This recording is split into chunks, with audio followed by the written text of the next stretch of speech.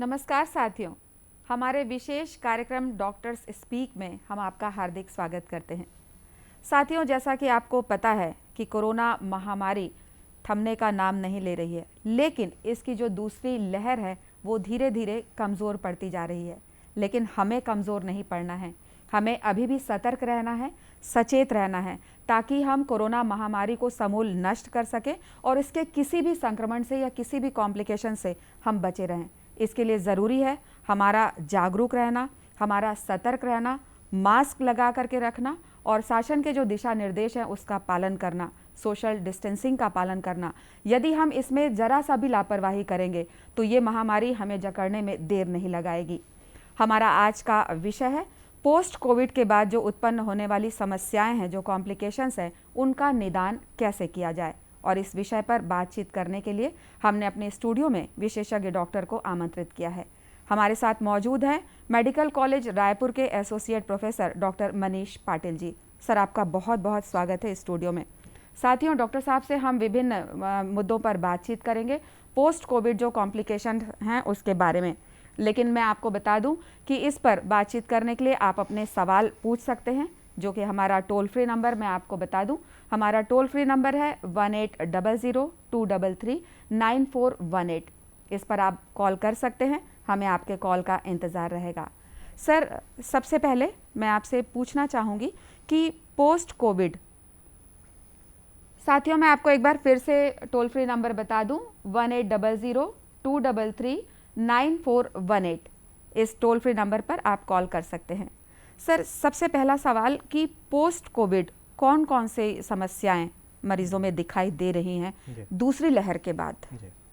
देखिए, दूसरी लहर के बाद जो सब बहुत सारे लक्षण हैं, जो कि जैसे कि थकावट, हाथ पैर में दर्द, हेडेक, सांस का फूलना, सूखी खांसी, धड़कन लगती है कुछ लोगों को जी, और चेस्ट पेन जी, खड़े होने पे चक्कर आना, अपनी जो डेली एक्टिविटी जो कर पा रहे थे वो नहीं कर पाना, ये मोस्टली ये जो सिम्टम्स हैं। कुछ पेशेंट्स जो कॉम्प्लिकेशंस और भी बढ़ रहे हैं, जैसे कि नींद ना आना, घबराहट, तो ये लक्षण ऐसे हैं जो मोस्टली देखे जा रहे हैं पोस्ट कोविड के दौरान। जी। सर, ये जो कॉम्प्लिकेशंस हैं ये मूलतः जो है वो 100% कोरोना संक्रमण की वजह से हैं, या पेशेंट के साइकोलॉजिकल एक स्टेटस जो उसका होता है, एक डर के कारण या चिंता के कारण, उसकी वजह से? देखिए, एंग्जाइटी, डिप्रेशन, अगर कोई मरीज़ लंबे समय तक आईसीयू में है तो उसको ये लक्षण हो सकते हैं कि एंग्जाइटी, घबराहट ये सब हो, लेकिन ये ज़रूरी नहीं है। कई बार माइल्ड केस या एसिम्प्टोमेटिक जो पेशेंट्स हैं उनमें भी ये लक्षण हैं कि कोरोना के बाद उनको थकावट है, बहुत ज़्यादा थकावट है, सर में दर्द होता है, बॉडी एक होता है, भूख नहीं लगना, लॉस ऑफ टेस्ट। जो सर, एक कॉलर लाइन पर है, हम सुन लेते हैं उनका सवाल क्या है। हेलो जी। जी नमस्कार। जी नमस्कार, कहाँ से बोल रहे हैं, नाम बताइए? जी भूपेंद्र संगीन मैडम, नमस्कार। जी जी, राजनांदगांव से भूपेंद्र जी, पूछिए अपना सवाल। जी मैडम, मेरा सवाल डॉक्टर साहब से ये था। जी जी, मेरा सवाल ये था मैडम कि मैं पहला डोज तो मैडम गर्मी के दिन में लगवा चुका हूँ। जी जी, पूछिए। जी, और दूसरा डोज के लिए मैडम मौसम चेंज हो गया है तो उसके लिए शरीर में कोई प्रभाव नहीं पड़ेगा मैडम? आपने पहला डोज कब लगवाया था, कितना समय हो गया? जी मैडम, तो 34-35 दिन। अच्छा, पहला डोज, लेकिन इन्होंने बताया नहीं कौन सा वैक्सीन इनको लगा है। जी। अगर ये उन्होंने कोवैक्सीन लगाया है तो अगला डोज उनको 4 to 6 वीक के गैप में लगाना होगा। अगर इन्होंने कोविशील्ड का वैक्सीन पहली डोज ली हुई है तो इसको 12 से 16 हफ्ते बाद, जैस पर गवर्नमेंट की गाइडलाइन के हिसाब से 12 से 16 हफ्ते के बाद इनको लगाना होगा। और ये मौसम से उसका कोई संदर्भ नहीं है, कोई वो निश्चिंत होकर लगवा सकते हैं।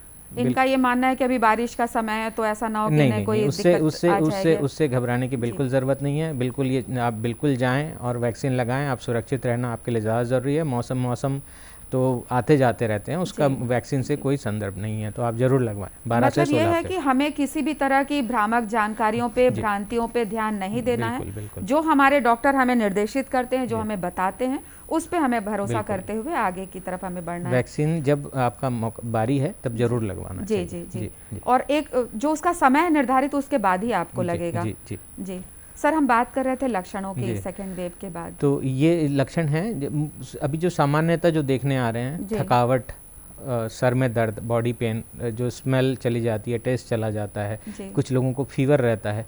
तो बेसिकली पोस्ट कोविड कंडीशन को अपन इस तरीके से परिभाषित कर सकते हैं कि अगर कोई ये ऐसे लक्षण हैं जो कोरोना के बाद आते हैं और ये इस तरह के लक्षण 12 हफ्ते तक या उससे ज़्यादा रहते हैं, तो इसको पोस्ट कोविड सिंड्रोम कहते हैं, या लॉन्ग कोविड सिंड्रोम, लॉन्ग हॉलर्स भी कहते हैं इनको। तो ये लक्षण ऐसे हैं जो मरीजों में, कुछ मरीजों में रह सकते हैं।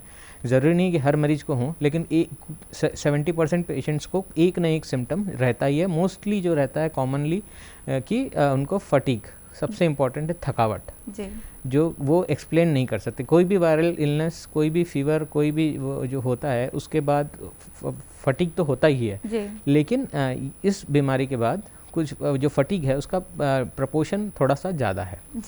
इसके अलावा अगर आपको छाती में दर्द है तो इस पे हम थोड़ी देर बाद बात करेंगे। सर, एक और कॉलर लाइन पर हैं। हेलो जी, नाम बताएं अपना। जी, मैं लाल सिंह कोसले, बलौदा बाजार जिला से। जी जी, लाल सिंह जी पूछिए सवाल। जी, मैं कोरोना पॉजिटिव हो गया था, मैं 22 दिनों में रिकवर होकर वापस आया हूँ जी। तो बहुत कमजोरी बना रहता, तो नेचुरली कमजोरी ऐसे ही बने रहेगा कि डॉक्टर से मिलना पड़ेगा? जी, कितने दिन पहले आप ठीक हुए हैं? जी, मैं 30 मई को मैं ठीक होके आया हूँ, 10 मई को भर्ती हुआ था। अच्छा अच्छा, इनकी कमजोरी इन्हें बहुत ज़्यादा है सर, तो ये पूछ रहे हैं कि कितने दिनों में ठीक होंगे? बिल्कुल, ये आपकी कमजोरी बहुत जल्द ठीक हो जाएगी। इसके लिए आपको कुछ एक चीज़ें करनी पड़ेंगी।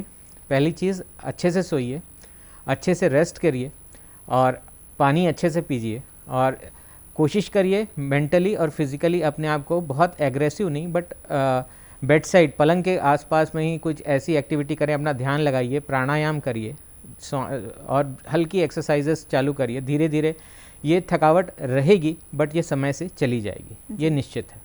खान पान का भी सर कोई विशेष ध्यान? बिल्कुल, हाँ बिल्कुल, इसमें प्रोटीन रिच डाइट लें, calorie high calorie diet, calorie जिसमें अच्छी हो, प्रोटीन जिसमें ज़्यादा हो, इम्यूनिटी बूस्टर डाइट जो कहते हैं कि vitamin C, vitamin D, vitamin E, multivitamins, ये सब लें।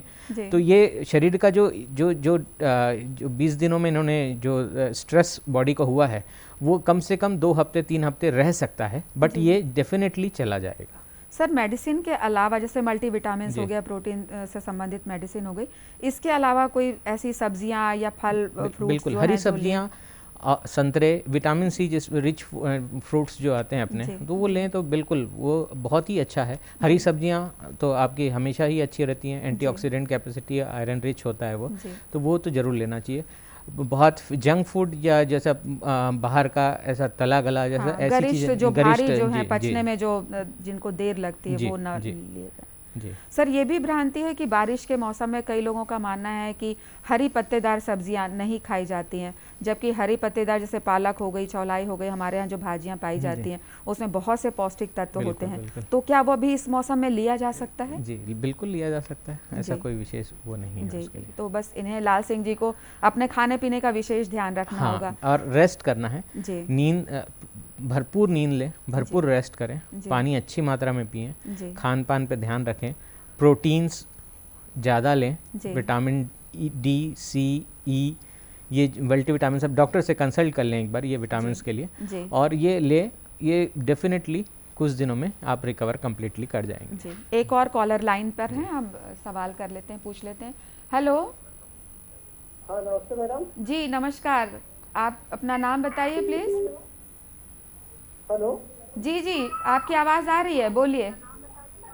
हाँ बिल्कुल आ रही है जी, पूछिए अपना सवाल। यशवंत जी, नगरी से। हाँ मैडम, ये जो खांसी है कोविड का, वो लंबा समय में क्यों छूटता है? खांसी जिसको कोविड रहता है क्यों छूटता है? जी, हाँ, खांसी जो कोविड हुआ है उस व्यक्ति को बहुत लंबे समय से आ रहा है, जी। तो उसका निदान बताइएगा। अच्छा, ठीक है सर, खांसी बहुत लंबे समय से है जी यदि किसी पेशेंट को। जी। तो एक बारी अगर ये सूखी खांसी है तो लोकल जो कफ सप्रेसेंट होते हैं, जो कफ होते हैं, कफ सप्रेसेंट होती है, जी तो वो ले सकते हैं। जी और अगर एक बारी इसके लिए अगर खांसी लंबे समय तक बनी हुई है तो जी। एक बार ज़रूर डॉक्टर से मिलें। जी। और अगर उनको लगता है डॉक्टर को कि एक्सरे कराना चाहिए, कोई नया, क्योंकि बहुत कॉमन है कि कोविड के बाद सेकेंडरी बैक्टीरियल इन्फेक्शन होने की संभावना रहती है कि भाई इम्यूनिटी कम है जी तो कोई और बैक्टीरियल इन्फेक्शन तो नहीं हो गया है। जी, तो जी। अपन ये मान के कि हमने ये बता दिया कि कोरोना के बाद सूखी खांसी रह सकती है, रहती है, बट ये है कि एक बारी डॉक्टर से परामर्श कर लें कि भाई ये खांसी कि उसी की वजह से, और सिम्टोमेटिक इलाज लेके उनको आराम मिल सकता है। जी बट ऐसा ना हो कि हमने कफ है करके उसको ध्यान नहीं दिया जी तो वो दिक्कत ना करे, इसलिए बस ज़रूर डॉक्टर से मिलें और एक बारी एक्सरे और जांच करवा के एक बारी निश्चिंत हो जाएं कि भाई ये कोरोना के कारण ही, और सिम्टोमेटिक इलाज ले सकते हैं। जी सर, जनरली देखा गया है कि शरीर की जो इम्यूनिटी है, रोग प्रतिरोधक क्षमता है, वो कम हो जाती है इस दौरान, वीकनेस की वजह से हो या और भी संक्रमण से संबंधित दूसरे कॉम्प्लिकेशंस के कारण हो। तो ऐसे वक्त पे सर पेशेंट क्या करे अपने आप को बूस्ट अप करने के लिए? क्या कुछ ऐसा विशेष आहार है या कुछ ऐसा टाइम टेबल है जिसको फॉलो करके? मैंने अभी एक कॉलर के लिए बताया था, जी रेस्ट जी and sleep is the best medicine for immunity booster recovery के लिए। सर देखा गया है कि एंजाइटी की वजह से नींद नहीं आ रही है उसके लोगों लिए को। प्राणायाम और कोशिश करना है कोई मेंटल एक्टिविटी लाइक पजल्स या कुछ ऐसा दिमाग को बिजी करे कि उस चीज़ से आपका ध्यान हटे, तभी आप उस चीज़ से, अदरवाइज आप कंटिन्यूसली उस बारे में सोचेंगे तो उससे कभी उस तनाव, उस एंजाइटी से कभी उबर नहीं पाएंगे। तो दिमाग को एंगेज करना ही होगा। और दूसरी फिजिकल बेड साइड पलंग के, ऐसा नहीं है कि हमें बाहर जाके या बहुत ज़्यादा, वो तो हमें 3 महीने तक करनी ही नहीं है कि बहुत स्ट्रेनियस एक्टिविटी तो बिल्कुल नहीं करनी है, बिल्कुल रिकमेंडेड नहीं है। हल्की फुल्की एक्सरसाइज और काम जो आप पहले प्री कोविड में जितना आप वॉकिंग करते थे या जो एक्टिविटी करते थे उसका 50% ग्रेजुअली अपनी इस स्टेमिना को बूस्ट करना है। और ये धीरे धीरे ये इम्यूनिटी अपने आप, और diet, basically immunity booster diets जो होती हैं, विटामिन्स होते हैं, ये धीरे धीरे आप वो इम्प्रूव। सर भूख खत्म होने के भी लक्षण दिखाई दे रहे हैं कि भूख नहीं लग रही है, तो इसके लिए क्या किया जाए? बेसिकली ये भूख नहीं लगना एक तो साइकोलॉजिकल एक रहता है, स्ट्रेस रहता है, स्ट्रेस एक फैक्टर होता है जी। और जैसे जैसे एक्टिविटी नहीं है तो वो एक्टिविटी नहीं होने से भी दिक्कत होती है कि भाई आदमी अगर घर के एक पलंग पे, एक कमरे के अंदर महीनों 15 दिन 10 दिन से है तो वो एक चेंज ऑफ एटमॉस्फेयर होगा तो डेफिनेटली उसमें फ़र्क आएगा। एक और कॉलर लाइन पर है, हम जान लेते हैं उनका सवाल क्या है। हेलो। हेलो जी, अपना नाम बताएं, आप कहाँ से बोल रहे हैं? मैं भगत राम पंडित बोल रहा हूँ, भूतपुर बिलासपुर छत्तीसगढ़ से। जी भगत जी, स्वागत है आपका, पूछिए सवाल। हाँ मैडम जी, आप नमस्कार। डॉक्टर साहब को नमस्कार। नमस्कार। हाँ, मैं ये जानना चाहता हूँ बहन जिनको हमेशा भारी लगता है, गले में कभी कभी भारी लगता है और उसको सोनोग्राफी करवाया हूँ तो उसको हल्का से गैस बताया और टाइफाइड निकला है उसको, और कोरोना टेस्ट कराया तो निगेटिव निकला है। मैं ये जानना चाहता हूँ कि क्या उनका जो गले का भारीपन है, सिर का भारीपन है, वो टाइफाइड की वजह से है या गैस की वजह से है? अच्छा सर, इनके पारिवारिक सदस्य हैं कोई, उन्हें बुखार आया है तो इन्होंने टेस्ट कराया है तो टाइफाइड आया है और गले में कुछ तकलीफ है, भारीपन है, तो ये टाइफाइड की वजह से है या कोरोना? और नेगेटिव आया है टेस्ट जो है वो कोरोना टेस्ट। नहीं, देखिए टाइफाइड की वजह से ये लक्षण नहीं होते हैं, ये डेफिनेटली अपर रेस्पिरेटरी ट्रैक्ट का इन्फेक्शन होगा। अगर ये कोविड नेगेटिव हैं तो एक अपर रेस्पिरेटरी ट्रैक्ट का इन्फेक्शन होने की संभावना है। डॉक्टर से बिल्कुल परामर्श लें और दवाइयाँ गार्गल एटलीस्ट जब तक नहीं जाते डॉक्टर के पास, गर्म पानी के गरारे हल्का नमक डाल के या अबिटाडिन वो जो का लोशन डाल के कर सकते हैं। और डेफिनेटली ये टाइफाइड का लक्षण नहीं है। तो कोरोना का है इससे ये हो सकता है, सोर थ्रोट होता है एक, लेकिन ये है कि अगर वो टेस्ट में नेगेटिव है तो वो फिर क्वाइट अनलाइकली है कि नॉर्मल वायरल जो अपर इन्हें ये भी देखना होगा इन्होंने एंटीजन टेस्ट कराया है कि या आरटीपीसीआर कराया है, आरटीपीसीआर, क्योंकि कई बार उसमें भी कुछ फ्लक्चुएशन आता है। एंटीजन कई बार नेगेटिव, वायरल लोड ज़्यादा होने से एंटीजन बहुत स्ट्रांगली पॉजिटिव आता है, अगर आरटीपीसीआर माइन्यूट हल्का इन्फेक्शन है तो उसको पकड़ लेता है जी। ऐसी स्थिति में सर सीटी स्कैन की सलाह देखिए दी जा सकती है? गवर्नमेंट ऑफ इंडिया की गाइडलाइन के हिसाब से अब सीटी स्कैन अनटिल अनलेस आपको हाई सस्पिशन ना हो, हाई सस्पिशन मीन्स आपको बहुत ज़्यादा नहीं लग रहा हो कि ये कोविड है, और आरटीपीसीआर आपका क्लिनिकली आपने सोचा कि ये कोविड है, कोविड निमोनिया है, लेकिन आरटीपीसीआर नेगेटिव आ रहा है, या फिर ऐसा हो सकता है कि 10 दिन बाद पेशेंट प्रेजेंट हो रहा है पहले सिम्टम से, तो कहीं ऐसा नहीं है कि कोविड आरटीपीसीआर नेगेटिव आ गया, 10 दिन से 14 दिन के बीच की संभावना रहती है कि नेगेटिव आ जाए। तो ऐसी कंडीशन में फिर सिटी स्कैन से एक बारी हम वो कर सकते हैं कि ये कोविड है, लेकिन वो भी डॉक्टर की सलाह पर। बिल्कुल जी। एक और कॉलर लाइन में है सर, हम जान लेते हैं। हेलो हेलो नमस्कार जी। नमस्कार डॉक्टर साहब, नमस्कार। नमस्कार सर मैं हरिशंकर स्वर्णकार बेरला से बोल रहा हूँ जी। हरिशंकर जी सवाल कीजिए अपना। मैम डॉक्टर साहब से मुझको ये जानना है जी कि मेरी है, अभी मुझको कोवैक्सीन लगा हुआ था। एक बार और सवाल रिपीट कर दीजिए प्लीज। हाँ, मेरी उम्र 27 साल की है, मुझको कोवैक्सीन लग चुका है जी। अभी इसका सेकंड डोज जो है अभी इसी 20 तारीख को लगने का है, लेकिन दिक्कत इस बात की है कि अभी कोवैक्सीन मिल नहीं रहा है जी। ऐसी स्थिति में मुझको क्या करना चाहिए जी। और कोई वैक्सीन इसके अलावा उसकी जगह पे कोई दूसरा वैक्सीन लगाया जा सकता है क्या? जी सर, इन्हें कोवैक्सीन लगा है और इन्हें कोवैक्सीन मिल नहीं रही है, तो दूसरी कोई वैक्सीन ये तो हो ही नहीं सकता जी। अभी उसके लिए ट्रायल चल रहे हैं इंडिया में, ऑल ओवर वर्ल्ड चल रहे हैं कि मिक्सिंग ऑफ वैक्सीन जो है वो कितनी सफल होगी। चूँकि ये कोवैक्सीन इन्होंने लगाया है तो कोवैक्सीन का गैप 4 to 6 वीक्स है, तो हो सकता है कि अभी 4 हफ्ते बाद उनको ना लगा हो तो 6 हफ्ते के बीच में के पहले भी अगर उनको लग जाए तो वो बात बन और जाएगी। यदि सर इनका सेकंड वैक्सीनेशन का समय आ गया है नज़दीक और वैक्सीन नहीं इनको मिल पा रही है तो इन्हें इंतज़ार करने में मुझे लगता है कोई खतरा भी नहीं है। ये कब तक वेट कर सकते हैं? देखिए गाइडलाइन के हिसाब से तो अभी तक ये जैसी गाइडलाइन है कि 4 to 6 वीक्स मैक्सिमम है जी। और ऐसा अभी सप्लाई तो है अभी तो ऐसा तो ऐसी सिचुएशंस तो नहीं आएंगी। 1-2 दिन का डिले या 5 दिन के डिले में बहुत फर्क नहीं आएगा। उस दौरान इनको कोविड एप्रोप्रिएट बिहेवियर मेंटेन करके रखना है जी। मतलब इन्हें सतर्क रहना है, जागरूक रहना है, सावधानियां पूरी रखनी है। इनफैक्ट वैक्सीन लगने के बाद भी इनको पूरी सावधानी रखनी है ताकि इसका जब तक immunity 14 days post vaccine develop होती है तब तक इनको बिल्कुल, और उसके बाद भी सावधानी ही सुरक्षा है जी। जी सर, पोस्ट कोविड के जब हम कॉम्प्लिकेशंस की बात करते हैं तो आजकल डायबिटिक पेशेंट्स के लिए बहुत ज़्यादा खतरा है, या जिन्हें कभी डायबिटीज़ नहीं थी उन्हें भी बहुत हायर साइड पे ये डायग्नोज हो रही है, उसके कारण क्या है सर? बेसिकली अभी ये हो रहा है कि पोस्ट कोविड के बाद, इस सेकेंड वेव के बाद लोगों ने ये जो डेटा है या लोग रिपोर्ट कर रहे हैं कि उनको डायबिटीज़ हो गया। सर इस सवाल पे हम आगे बात करेंगे। कॉलर लाइन पर हैं। हेलो हेलो हेलो जी। नमस्ते जी नमस्ते, बोलिए हरिता जी। जी 5 अप्रैल को 5 अप्रैल को कोरोना जी। अब अभी जलन और एसिडिटी जो फिर डकारी और पूरा शरीर में जलन होते हैं जी। पेट में जलन होवत है, डकार आते और कोनो समस्या और जलन से खाना हजम नहीं होवत है। उम्र कितनी है? आपके उम्र कतेक है? वही 40 साल। 40 साल है जी।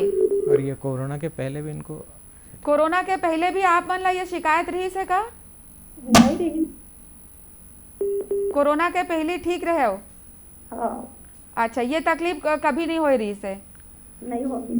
अच्छा सर बताइए इसके बारे में। तो संभवतः ये वो कोरोना की दवाइयाँ या खान पान ऊपर नीचे एसिडिटी की समस्या हो सकती है। ऐसा डॉक्यूमेंटेड तो है नहीं कि, बट ये है कि दवाइयों से पेट गर्म होता है और ये लक्षण हो सकते हैं। इम्यूनिटी थोड़ा डाइजेस्टिव सिस्टम वीक हुआ हो तो अभी सादा खाना खाएं और सबसे इम्पोर्टेंट है कि अगर ऐसी तकलीफ़ है तो एक बार डॉक्टर से ज़रूर मिल लें जी। और डॉक्टर की निगरानी में एक इलाज का कोर्स लें। अगर उसके बाद डॉक्टर साहब को लगता है कि भाई इसमें आगे कुछ जांच करने या कुछ एंडोस्कोपी करके देखना है जी। या सोनोग्राफी करा के देखना है तो जी। वो डिसाइड करेंगे। बट ये है कि इस तरीके के लक्षणों पे तो सिम्टोमेटिक एंटासिड जो होती हैं जी। वो लें। और ये कोरोना की एसएच कोरोना की वजह से नहीं है जी। और ये एंटीबायोटिक की वजह से हो सकता है नहीं। सर? देखिए एंटीबायोटिक एसएच कोरोना में एंटीबायोटिक जो है ठीक है कि एंटीबायोटिक एक उसका एंटीवायरल इफेक्ट होता था डॉक्सीसाइक्लिन वगैरह का, जी। लेकिन बहुत ज़्यादा एंटीबायोटिक 5 दिन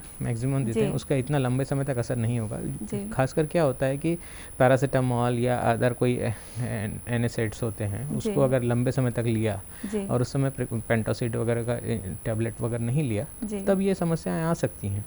बट थोड़ी सी नॉन स्पेसिफिक है ये चीज़। मतलब उसको- हरिता जी हाँ, थोड़ा सा एक बार अपने डॉक्टर से सलाह ले बिल्कुल लें बिल्कुल बिल्कुल और सलाह लें। उसके बाद फिर जी। खान पीन और मेडिसिन पे जी, जी, ध्यान जी, दें। जी। सर हम बात कर रहे थे डायबिटीज़ जी। की, उस पे हम आगे तो चर्चा ये करेंगे। अभी जो रिपोर्ट हो रहा है कि जी। डायबिटीज़ हो गया, हमें तो जी। नहीं था। जी। तो देखिए डायबिटीज़ 2 तरीके के होते हैं, टाइप 1 डायबिटीज़, टाइप 2 डायबिटीज़। जी। टाइप 1 डायबिटीज़ में ये होता है कि पैंक्रियाज जो होता है उसमें जो बीटा सेल्स होती हैं उसके अगेंस्ट ऑटो एंटीबॉडीज़ बनती हैं, तो इंसुलिन का प्रोडक्शन कम हो जाता है। जी। तो इस वाली जो भी कोई भी वायरल इन्फेक्शन होता है या कोविड के बाद तो बॉडी का इम्यून सिस्टम एक्टिवेट होता है, ऑटो एंटीबॉडीज़ जो कहते हैं खुद के खिलाफ एंटीबॉडी जो बनती है। तो ये जब थोड़ा सा इसका भी ये वाली जो बीटा सेल्स के अगेंस्ट जो बनती हैं वो भी बढ़ गई तो उसके कारण इंसुलिन का प्रोडक्शन कम हो गया। सर तो इस पे चर्चा हम आगे जी, जारी जी, रखेंगे। जी। एक कॉलर और लाइन पर है।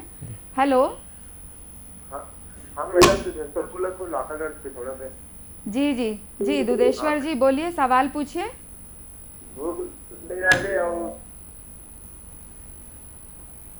आपकी एक बार आओ, सवाल ला दोहरा दो, सुनाई नहीं दी से। हेलो, हाँ जी, हाँ बोलो। भूख नहीं लगी मैडम, अलग अलग लगते हैं दिन भर। कतेक दिन से? तो 6-7 महीना हो गए। तो कोरोना हो रही से का आप मन ला?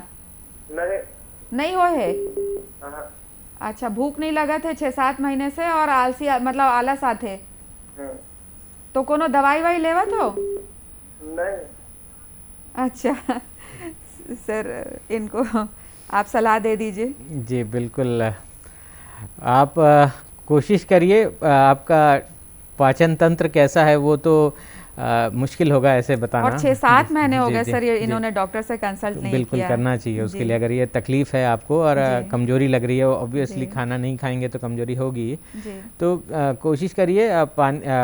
डाइट अच्छी रखने के लिए कुछ सिरप आते हैं, कुछ डाइजेस्टिव एंजाइम्स के सिरप आते हैं, जी। तो वो लेकिन आप नज़दीक के डॉक्टर से एक बार मिल के परामर्श लें तो ज़्यादा बेहतर रहेगा। जी। और कुछ विशेष कारण अगर कुछ है, अगर कोई बीमारी की वजह से ऐसा हो रहा है तो उसके लिए भी एक बारी जांच तो करवानी पड़ेगी। जी जी। और कई बार सर ये देखा गया है बहुत से हमारे आसपास की, यदि आस पड़ोस में किसी को यदि कोरोना हुआ है, संक्रमित हुए हैं, तो एक डर का माहौल बन जाता है और एक चिंता का विषय, जैसा हम एंग्जाइटी पे बात कर रहे थे, जी। तो उसकी वजह से भी हो सकता है कि भूख ना लगे, लेकिन 6-7 महीने का पीरियड ज़्यादा होता है। तो बस यही है कि डॉक्टर से सलाह लेकर के, और अगर कोई लक्षण और हैं, अगर बुखार जी, है जी। या कफ हो रहा है, मतलब कई कारण हो सकते हैं भूख जी। न लगने के, लेकिन वो अगर बीमारी की वजह से कोई कारण ढूंढना है तो सिर्फ ये कारण सफिशिएंट नहीं है, तो बिल्कुल। उसके लिए डॉक्टर से मिल के बात बिल्कुल। करना चाहिए। हम डायबिटीज़ पे चर्चा जी आगे जी सर। तो ये मैं आपको बता रहा था कि ऑटो 2 तरह एंटीबॉडीज, के, जी जी। जी, टाइप 1 डायबिटीज़ प्रेसिपिटेट हुआ कुछ लोगों में, जी।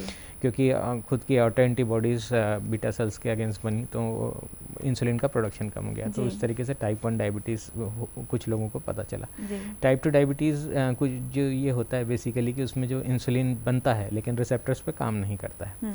तो पोस्ट कोविड ये हुआ कि या ड्यूरिंग कोविड कि जी। कुछ पेशेंट जो डायबिटीज़ था, जी। जिन्होंने कभी ब्लड टेस्ट ही नहीं कराया, जी। तो उनको पता ही नहीं था, जब वो आए अस्पताल या तो वहाँ पे जब जांच हुई तो पता चला कि इनको तो डायबिटीज़ है। जी। तो पहली संभावना वहाँ थी। तो ये सर जो डायबिटीज़ है और ये सारे जो संभावनाएं हैं, ये मुझे लगता है कि ये पोस्ट कोविड के बाद के लक्षणों के बहुत कम हिस्से रहे हैं।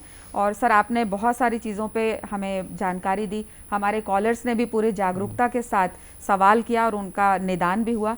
सर आप हमारे स्टूडियो में आए, मैं आपका बहुत बहुत धन्यवाद देती हूँ। सर धन्यवाद आपको, नमस्कार। साथियों, आज पोस्ट कोविड के बाद जो कॉम्प्लिकेशंस होती हैं, जो समस्याएं होती हैं, उन समस्याओं के बारे में और उनके निदान के बारे में हमने जाना। हम अगले प्रोग्राम में किसी और विषय को लेकर के आपके सामने फिर से हाजिर होंगे। तब तक के लिए हमें दीजिए आज्ञा। नमस्कार।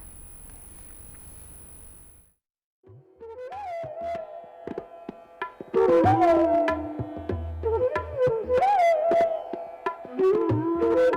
you.